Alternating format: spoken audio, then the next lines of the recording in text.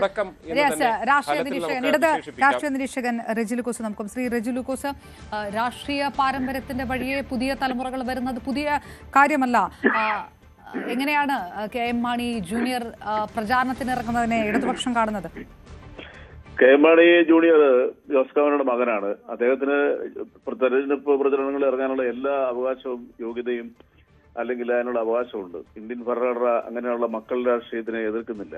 തന്നെയുമല്ല ഇപ്പൊ ഈ ചെറുപ്പക്കാരായിട്ടുള്ള മക്കൾ പല നേതാക്കന്മാരുടെ മക്കൾ രാഷ്ട്രീയത്തിൽ വന്ന് വളരെ രീതിയിൽ എമർജ് ചെയ്തിട്ടുണ്ട്, ശോഭിച്ചിട്ടുണ്ട്. ഉദാഹരണത്തിന് നമ്മുടെ ഏറ്റവും വലിയ ഉദാഹരണം എന്ന് പറയുന്നത് നമ്മുടെ ഗണേഷ് കുമാർ രാഷ്ട്രീയത്തിൽ വന്നതിനേക്കാൾ ഉപരിയായിട്ട് അദ്ദേഹം ഒരു നല്ല ഭരണകർത്താവായിട്ട് തെളിയിച്ചിട്ടുണ്ട്. രണ്ടാമത്തെ കാര്യം എന്ന് പറയുന്നത് കേരളത്തിനെ സംബന്ധിച്ചോളം പാരമ്പര്യമായിട്ട് തന്നെ രാഷ്ട്രീയത്തിൽ വരുന്നവരുടെ ഒരു വലിയ നിര തന്നെ ഇപ്പൊ കെ മുരളീധരനാണെങ്കിൽ, അനൂപ് ജേക്കബ് ആണെങ്കിൽ, അങ്ങനെ നിരവധി പേരുടെ ഇപ്പൊ ഈ പറഞ്ഞ സാക്ഷാൽ ജോസ് കെ മാണി പോലെ ആ രീതിയിൽ വന്ന ജോസ് കെ മാണി കഴിവുള്ള വളരെ അപ്ഡേറ്റഡ് മൈൻഡഡ് ആയിട്ടുള്ള രാഷ്ട്രീയക്കാരൻ ആണെന്നുള്ളത് ഇതുവരെ തെളിയിച്ചു കഴിഞ്ഞു. അപ്പൊ അദ്ദേഹത്തിന്റെ മകൻ രാഷ്ട്രീയത്തിൽ വരാനുള്ള എല്ലാ അവകാശമുണ്ട്. ഒരു കാര്യം ഞാൻ പറയാം, പാലായിൽ ജോസ് കെ മാണിയുടെ മകന് വലിയ രീതിയിലുള്ള ഒരു സപ്പോർട്ട് കിട്ടുന്നതായിട്ട് എനിക്ക് മനസ്സിലാക്കാൻ പറ്റും. കാരണം ഞാൻ പാലായുമായിട്ട് അടുത്ത് ജീവിക്കുന്ന ഒരാളാണ്.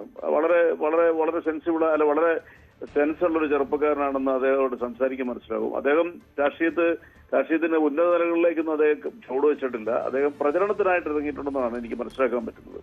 അപ്പൊ അതുകൊണ്ട് വിജയ് ജോസഫ് സാറിന്റെ മകൻ ജോസഫും രാഷ്ട്രീയത്തിലേക്ക് വന്നിരിക്കുന്നു. അപ്പൊ ഇവരൊക്കെ വരുന്നത് ഇവരെല്ലാം വെൽ എഡ്യൂക്കേറ്റഡ് ആണ്. ജോസ് കെ മാണിയുടെ മകൻ വെൽ എഡ്യൂക്കേറ്റഡ് ആണ്. അപ്പൊ അവരെ പോലുള്ളവർ വരുന്നതിന് സ്വാഗതം ചെയ്യുമെന്നാണ്, ഇടതുപക്ഷം അതിനെ സ്വാഗതം ചെയ്യും, രണ്ട് കൈ നീട്ടി സ്വാഗതം ചെയ്യുമെന്നാണ് എനിക്ക് പ്രതീക്ഷിക്കുന്നത്. നാളുകളിലെ വലിയ പ്രതീക്ഷയുള്ള ചെറുപ്പക്കാരനായിട്ട് യുവാവ് ഉയരും എന്ന കാര്യത്തിൽ യാതൊരു തർക്കവുമില്ല. കാരണം സാർ ജോസ് കെ മാണിയുടെ കഴിവും അതുപോലെ തന്നെ കെ മാണി സാറിന്റെ ലെഗസിയും നിശ്ചയമായിട്ട് ആ ചെറുപ്പക്കാരന് വലിയ രീതിയിലുള്ള ഒരു പ്രതീക്ഷ കേരള രാഷ്ട്രീയത്തിലുണ്ട്. തന്നെയുമല്ല ഇടതുപക്ഷത്ത് ജോസ് കെ മാണിയുടെ പാർട്ടിയും ഇപ്പോൾ വലിയ രീതിയിൽ തന്നെ ജനകീയ അടിത്തറ വിപുലമാക്കി കേരളത്തിലെ ജനങ്ങളുടെ പിന്തുണ നേടിക്കൊണ്ട് നിശ്ചയമായിട്ടും കുടിയേറ്റ മേഖലകളിലെ ജനങ്ങൾ അവരനുഭവിക്കുന്ന പല പ്രശ്നങ്ങൾക്ക് ക്രിയാത്മകമായി ഇടപെട്ട രാഷ്ട്രീയ പ്രസ്ഥാനം എന്നുള്ള നിലയ്ക്കും നല്ല രീതിയിൽ ഇടതുപക്ഷത്തോട് ചേർന്ന് നിൽക്കുന്ന ഒരു രാഷ്ട്രീയ പ്രസ്ഥാനം എന്നുള്ള നിലയ്ക്കും ജോസ് കെ മാണിയുടെ ജനപിന്തുണ വലിയ രീതിയിൽ ഉയർന്നിട്ടുണ്ട്. പാലയിൽ അദ്ദേഹം കഴിഞ്ഞ തവണ തോറ്റുപോയത് 15,000 വോട്ടിനാണ്. അതൊരു തെറ്റിദ്ധാരണയുടെ പേരിലും കിംവദന്തികളുടെ പേരിലും അദ്ദേഹത്തിനെ പരാജയപ്പെടുത്തിയത്. പക്ഷെ ഇപ്പോൾ അവർക്ക് പറ്റിയ പ്രായശ്ചിത്തം, അവർക്ക് പറ്റിയ തെറ്റ് അവർ തിരുത്തുമെന്നുള്ളത് ഉറപ്പാണ്. കാരണം കഴിഞ്ഞ 7.5 വർഷമായിട്ട് പാല സത്യസന്ധമായിട്ട് പറഞ്ഞിട്ടുണ്ടെങ്കിൽ ഒരു നിർജീവാവസ്ഥയിലാണ്. അപ്പൊ ഡെവലപ്മെന്റ്സിന്റെ കാര്യത്തിൽ കേരളത്തിൽ ഒരു മാതൃക, ഒരു പരിധിവരെ ഇന്ത്യയിൽ തന്നെ ഒരു മാതൃക സൃഷ്ടിച്ച വ്യക്തിത്വമാണ് കെ എം മാണി സാർ. ആ കെ എം മാണി സാറിന്റെ പാരമ്പര്യം 1% പോലും ആ വികസനത്തിലെ ഒരു ഇഞ്ച് പോലും മുന്നോട്ട് കൊണ്ടുപോകാൻ സാധിക്കാത്ത സാഹചര്യമാണ് കഴിഞ്ഞ 7.5 വർഷമായിട്ട് പാല അനുഭവിക്കുന്നത്. പാലയിലെ ആളുകളോട് സംസാരിക്കുമ്പോൾ തങ്ങൾ ജോസ് കെ മാണിയെ പരാജയപ്പെടുത്തിയത് ഒരു അബദ്ധമാണെന്നുള്ളൊരു ചിന്ത ഇപ്പോൾ അവർക്കുണ്ട്. കാരണം അദ്ദേഹം അന്ന് ജയിച്ചിരുന്നെങ്കിൽ നല്ലൊരു പോർട്ട്ഫോളിയോ അദ്ദേഹത്തിന് കിട്ടുമായിരുന്നു. അദ്ദേഹം വലിയ രീതിയിൽ കേരളത്തിലെ ഭരണരംഗത്ത് ശോഭിച്ചേനെ. ഞാൻ 2 ഉദാഹരണം പറയാം.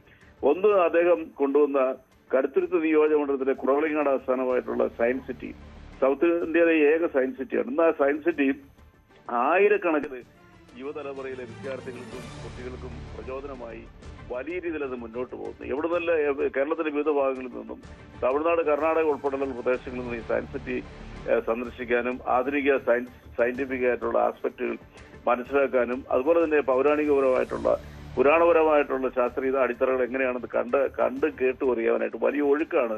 അത് ജോസ് കെ മാണി എന്ന് പറയുന്ന ഭാവനാസമ്പന്നനായ ഒരു ജനപ്രതിനിധിക്ക് സാധിച്ചതാണ്. അതിനെ വലിയ രീതിയിൽ കേരളം നന്ദിയോടുകൂടി സ്മരിക്കണം. പിന്നെ പാലാ ടൗണിനോട് ചേർന്ന് വലവൂർ എന്ന് പറയുന്ന സ്ഥലത്തൊരു IIIT അദ്ദേഹം കൊണ്ടുവന്നു. നമ്മുടെ നിർമ്മല സീതാരാമൻ ധനമന്ത്രി വരെ 4 മാസങ്ങൾക്ക് മുമ്പാട് വന്ന് വലിയ രീതിയിൽ അതിനെ പ്രകീർത്തിച്ചു. 3200ഓളം സ്റ്റുഡൻസ് ഇന്ത്യയിലെ വിവിധ സംസ്ഥാനങ്ങളിൽ നിന്ന് അവിടെ പഠിക്കുന്നു. അപ്പൊ അതുകൊണ്ട് ജോസ് കെ മാണിയെ സംബന്ധിച്ചോളം ജോസ് കെ മാണിയുടെ പാർട്ടി ഇന്ന് കേരളത്തിലെ ജനങ്ങൾക്ക് പ്രതീക്ഷ നൽകുന്ന രാഷ്ട്രീയ പ്രസ്ഥാനമായി ഒരു നേതാവായി അദ്ദേഹം മാറി.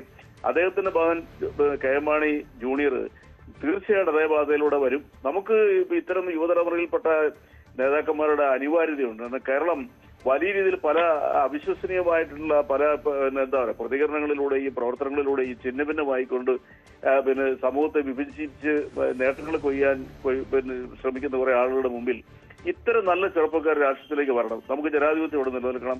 കേരളത്തിൽ ഇപ്പൊ ഇടതുപക്ഷ ജനാധിപത്യ മുന്നണി 9 വർഷം കൊണ്ട് നേടിയെടുത്ത വൻ വികസനം, സമാനതകളില്ലാത്ത വികസനങ്ങൾ എല്ലാ മേഖലകളിലും, അതിനൊരു ആൻസിസ്റ്റേഴ്സ് തലമുറകൾ കൈമാറിയുള്ള ഇത്തരം നേതാക്കൾ വരണം. അതിനെ 100% പിന്തുണയ്ക്കുകയും ആ നാട്ടിലെ ജനങ്ങൾ ഇപ്പോൾ തന്നെ Jose K Mani K M Mani junior എന്ന് പറയുന്ന യുവാവിനെ വരവേറ്റു എന്നാണ് എനിക്ക് വളരെ വ്യക്തമായിട്ട് നേരിട്ടറിയാവുന്ന വസ്തുത. അതുകൊണ്ട് 100% ഇടതുപക്ഷം ഇതിനെ സ്വാഗതം ചെയ്യും. ഇടതുപക്ഷത്തിനൊപ്പം നേരത്തെ പറഞ്ഞ പോലെ കെ എം മാണിയുടെ ലെഗസി അത് UDF-ൽ നിന്നും പോലും അങ്ങനെ ഒരു പിന്തുണ കിട്ടിയേക്കാം എന്ന് കൂടി പ്രതീക്ഷിക്കുന്നുണ്ടാകും ഇടതുപക്ഷം, അല്ലേ?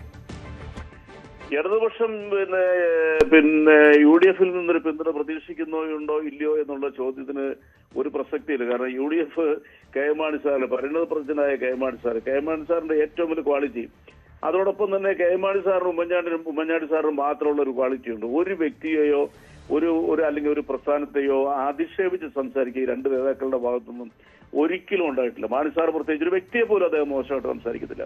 ആ മനുഷ്യരെയാണ് യാതൊരു കാരണവുമില്ലാതെ കൊണ്ട് UDF പുകച്ച് പുറത്തേക്ക് അപമാനിച്ച് പുറത്തേക്ക് അടിച്ചു. അന്ന് അവർ പ്രതീക്ഷിച്ചത് കെ മാണി സാറിന്റെ പാർട്ടി കേരള കോൺഗ്രസ് മാണി ഗ്രൂപ്പിലെ നേതാക്കന്മാർ ഛിന്നഭിന്നമായി മറ്റു പല രാഷ്ട്രീയ പാർട്ടികളും പോയി അഭയം തേടി ഈ പാർട്ടി ശൂന്യതയിലേക്ക് ലയിക്കുന്നു. പക്ഷെ അത് കണക്കൂട്ടിൽ തെറ്റിച്ചുകൊണ്ട് ജോസ് കെ മാണിയുടെ നേതൃത്വത്തിൽ ഈ പാർട്ടി നേടിയെടുത്തിരിക്കുന്ന ജനപിന്തുണ സത്യം പറയുകയാണെന്നുണ്ടെങ്കിൽ കോട്ടയത്തൊക്കെ വന്ന് ജനങ്ങളുമായിട്ട് സംസാരിക്കുമ്പോൾ അറിയാം പാർട്ടിയുടെ ജനപിന്തുണ എത്ര ആഴത്തിലാണെന്നുള്ളത്. അതുപോലെ തന്നെ അതിന്റെ പരിഗണന CPM നൽകിയിട്ടുണ്ട്, LDF നൽകിയിട്ടുണ്ട്. അതായത് അവരുടെ പാർട്ടി അവർ ചോദിച്ചത് 1000 സീറ്റാണ് പ്രാദേശിക തെരഞ്ഞെടുപ്പിൽ. അവർക്ക് 1023 സീറ്റ് നൽകിക്കൊണ്ട് അവരുടെ പ്രാധാന്യം തിരിച്ചറിഞ്ഞു LDF, പ്രത്യേകിച്ച് CPM. അതുകൊണ്ട് UDF-ന്റെ ഭാഗത്തുനിന്നുള്ള പിന്തുണയോ പ്രതീക്ഷകളോ ഒന്നും ഇതിനകത്ത് തീർച്ചയായിട്ടും. നന്ദി ശ്രീ റിജു ലൂക്കോസ്.